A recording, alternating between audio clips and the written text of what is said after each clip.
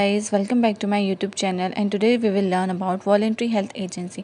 तो voluntary health agency एक ऐसी एजेंसीज रहती हैं जो कौन ऑर्गेनाइज कराती है, ऑटोनमस बॉडी ऑर्गेनाइज कराती है। इसका जो फंड रहता है ये प्राइवेट सोर्सेज से लिया जाता है। This is for the public health by providing public health services and health education और एडवांसिंग रिसर्च। ये पब्लिक हेल्थ के लिए रहती है और ये प्रोवाइड कराती है पब्लिक हेल्थ सर्विसेज और हेल्थ एजुकेशन। कैसे एडवांस करती है रिसर्च में, रिसर्च कंडक्ट करवाती है। अब फंक्शंस क्या होते हैं वॉलंटरी हेल्थ एजेंसी के? सबसे पहले आता है supplementing the work of government agencies. Supplementing the work of government agency कैसे कराएंगे? ये strengthen the work of government by providing personal और फंड, या फिर वो पर्सनल देंगे या फिर उनको फंड प्रोवाइड करेंगे in the form of equipment और सप्लाइज। सेकेंड है हमारा pioneering means of doing new things, मतलब कुछ नया करना। तो सबसे पहले नया क्या करेंगे? रिसर्च करेंगे। Finding A solution for a problem, कोई भी एक प्रॉब्लम का सॉल्यूशन फाइंड करेंगे। न्यू प्रोजेक्ट्स लॉन्च करेंगे जैसे कि फैमिली प्लानिंग प्रोग्राम। थर्ड है हमारा एजुकेशन। एजुकेशन में ये हेल्थ एजुकेशन प्रोवाइड कराएंगे। वॉलंटरी हेल्थ एजेंसी जो रहती है इनका मेन सपोर्ट रहता है इस एरिया में कि वो लोगों को हेल्थ एजुकेशन प्रोवाइड करें। फोर्थ है हमारा डेमोन्स्ट्रेशन। डेमोन्स्ट्रेशन में क्या आता है कि ये पब्लिक हेल्थ को डेमोन्स्ट्रेट कराते हैं। डेमोन्स्ट्रेशन के थ्रू हेल्थ एजुकेशन प्रोवाइड कराते हैं, जैसे कि जो बोर होल लेट्रिन्स हैं उसने प्रिवेंट किया हमारा हुक वॉर्म की प्रॉब्लम को। तो गाइज नेक्स्ट आता है हमारा guiding the work of government agency. तो जो हमारी वॉलंटरी हेल्थ एजेंसी है ये गवर्नमेंट एजेंसीज के साथ साइड बाय साइड काम करती है, तो क्रिटिसाइज कर सकती है, गाइड कर सकती है जो भी हमारे गवर्नमेंटल प्रोजेक्ट्स रहते हैं। लास्ट पॉइंट है हमारा advancing health legislation. Advancing health legislation का मतलब है कि हेल्थ लॉ में एडवांसमेंट लाती है।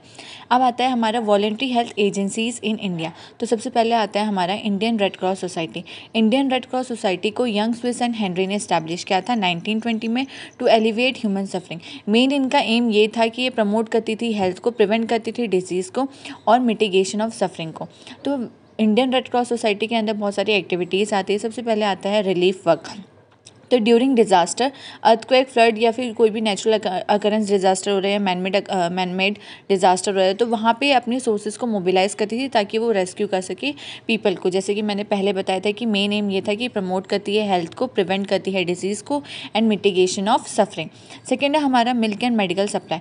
तो जो हॉस्पिटल रहती है, जो भी ऑर्फिनेज रहते हैं, जो भी ऐसे मैटरनिटी चाइल्ड वेलफेयर रहते हैं, वहाँ पर ये सप्लाई करती थी अपनी सोर्सेज को in the form of milk powder और मेडिसिन।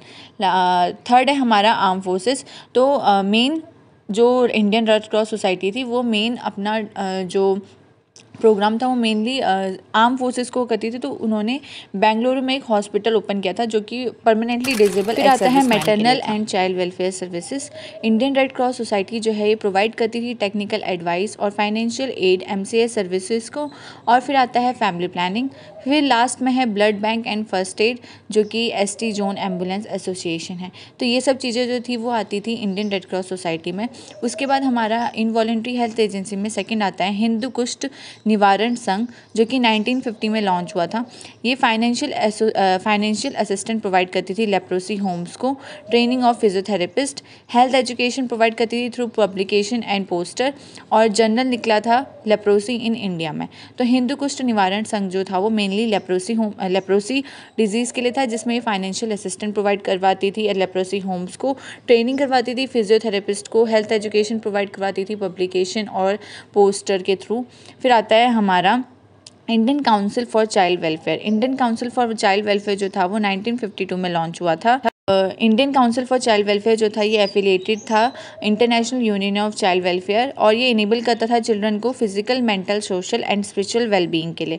फोर्थ नंबर पे आता है हमारा ट्यूबरक्लोसिस एसोसिएशन ऑफ इंडिया जो कि 1939 पे लॉन्च हुआ था। तो ऑर्गेनाइज करता था ये TB seal campaign to raise fund, training of medical, paramedical, और इंकरेज करता था रिसर्च ऑन TB। तो ट्यूबरक्लोसिस एसोसिएशन ऑफ इंडिया जो था वो 1939 पे लॉन्च हुआ था। ये मेन इनका ये था कि ये कैंपेन को ऑर्गेनाइज कराते थे, फंड रेज करते थे और ट्रेनिंग करवाते थे जो भी हेल्थ वर्कर थे। फिर आता है हमारा भारत सेवक समाज जो कि 1952 में लॉन्च हुआ था। भारत सेवक समाज जो था वो नॉन पॉलिटिकल, नॉन ऑफिशियल था। इनका मेन एम ये था कि to help people to achieve health by their own efforts, मतलब वो खुद के एफर्ट्स से अपनी हेल्थ को अचीव करें। और मेन एम इनका दूसरा ये था कि सैनिटेशन इन विलेजेस, मतलब कि विलेजेस जिसमें सैनिटेशन का होना बहुत कंपलसरी है।